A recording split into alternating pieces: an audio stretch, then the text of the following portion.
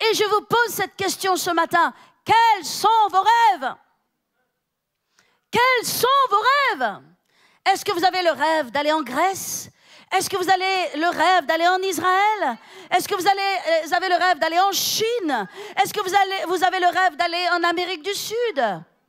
Est-ce que vous avez le rêve de fonder une large famille? Est-ce que vous avez le rêve d'avoir une belle maison? Est-ce que vous avez le rêve d'avoir une piscine? Parce que si vous n'avez pas de rêve, et je vais vous dire, il n'y a pas de péché à avoir une piscine qui ne soit pas en plastique et qui se dégonfle à la fin de l'été. Hein? Quels sont vos rêves?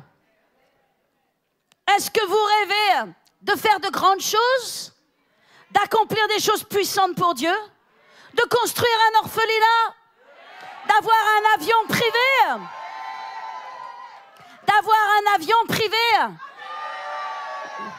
pour aller de réunion en réunion, pour prêcher, bénir les gens?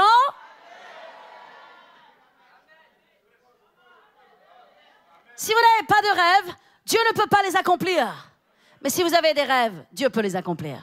Sauf qu'il faut que ce soit des rêves à l'intérieur de vous. Alléluia. Le Saint-Esprit et les rêves vont très bien ensemble, parce que Dieu est celui qui nous donne des rêves. La Bible dit qu'il est celui qui met en nous le vouloir et le faire selon son bon plaisir. C'est Dieu qui met en nous de bons désirs.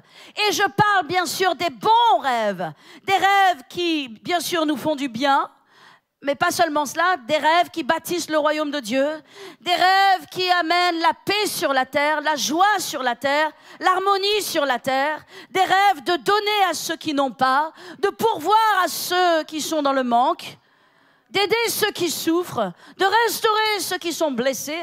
Ça, ce sont des bons rêves. Dieu n'est pas contre ces choses, il est pour ces choses. Et vous devez les rêver pour les avoir. Alléluia. Alors j'aimerais vous dire ce matin, n'abandonne pas tes rêves.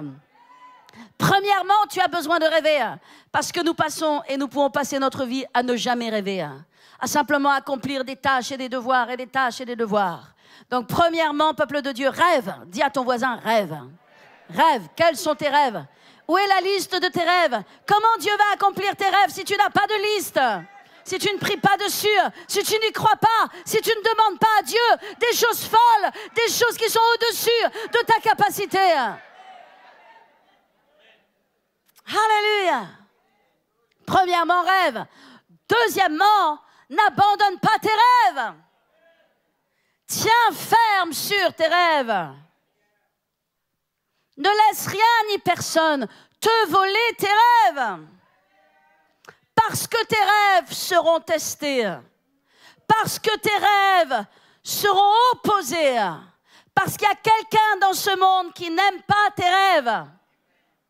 L'ennemi n'aime pas tes rêves. Dieu aime tes rêves. Tes rêves dans ton cœur viennent de lui. Il est l'auteur des rêves. Lui-même a eu un rêve. Il a eu un rêve d'unir le monde entier avec Jésus-Christ. Il a eu le rêve que le monde entier soit réconcilié avec lui-même. Dieu a poursuivi ce rêve. Ce rêve ne s'est pas fait sans opposition, mais ce rêve s'est accompli. Et aujourd'hui, toute personne qui dit oui à Jésus peut être unie avec Christ. Son rêve s'est accompli. Dieu est l'auteur des rêves. Dieu est celui qui a donné un rêve à Joseph. Il lui a donné un rêve. Et le rêve de Joseph n'était pas tant pour que Joseph soit le plus fort de sa famille et qu'il soit simplement élevé dans la chair. Le rêve que Dieu a donné à Joseph, c'était de faire de lui un sauveur, quelqu'un qui allait sauver sa famille, quelqu'un qui allait vraiment la délivrer de la mort et de la famine. Alléluia! Dieu est l'auteur des rêves. Mais l'ennemi s'oppose aux rêves. Pourquoi aujourd'hui il y a tant de violence, il y a tant de vols, il y a tant de dégradation, il y a tant de délinquance et d'échecs scolaires? C'est parce que nous vivons dans une société dans laquelle il n'y a pas de rêve. On n'apprend pas à nos jeunes à rêver. On n'apprend pas à nos enfants à aimer la vie. On ne leur montre pas ce que la vie peut leur donner. Il n'y a pas de rêve. Et quand il y a de l'absence de rêve, qu'est-ce qu'il y a? Eh bien, il y a une vie d'échec. Mais donner des rêves à la jeunesse, même à la jeunesse de la Courneuve, même à la jeunesse du 93, à ce que l'on considère être la pire des jeunesses, la plus difficile, donnez-leur des rêves. Et leur vie changera, leurs objectifs changeront, leurs attitudes changeront, leurs priorités changeront. Chaque être humain a besoin de vivre avec des rêves. Et mes amis, nous devons aussi nous battre pour nos rêves. Parce que l'ennemi veut vous voler vos rêves. Par le doute, par l'incrédulité, il veut vous voler vos rêves, mais aussi par l'opposition. Il s'oppose à nos rêves, surtout parce que nos rêves sont de bons rêves, surtout parce que nos rêves ont pour but de changer le monde et de changer la société et de changer la famille et de changer la vie des gens. Alors l'ennemi n'est pas d'accord avec nos rêves. Alléluia. Mais nous devons savoir comment répondre à l'ennemi.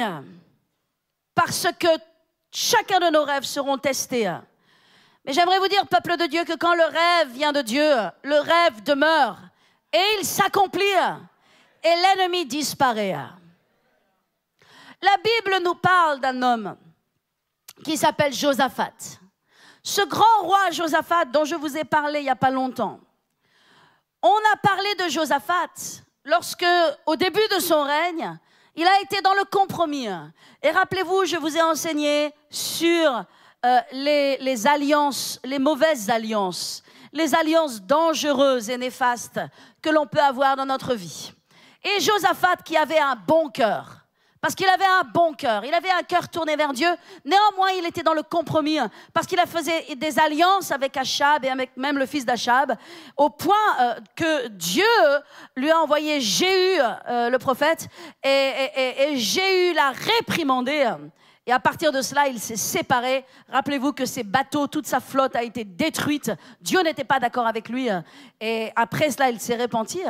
Et on voit en fait dans 2 Chroniques 19, que Josaphat va vraiment s'employer à mettre les lois de Dieu en opération dans le pays. Il va commencer à faire de bonnes choses pour la nation. Il va mettre des juges, des sacrificateurs, des hommes de loi en place qui sont pleins de la parole de Dieu. Et il va vraiment élever le pays. Il va vraiment faire des choses magnifiques. Et ça se voit dans 2 Chroniques 19. Et évidemment, quand on commence à faire de bonnes choses, n'est-ce pas? Quand on commence à mettre nos rêves en action, nous voyons que l'ennemi suscite des gens pour s'y opposer. Et c'est là, mes amis, que vous devez savoir si vous avez vraiment des rêves. Parce que si vos rêves sont des rêves et que vous voulez qu'ils s'accomplissent, alors il faudra tenir ferme sur vos rêves. Il faudra résister pour vos rêves.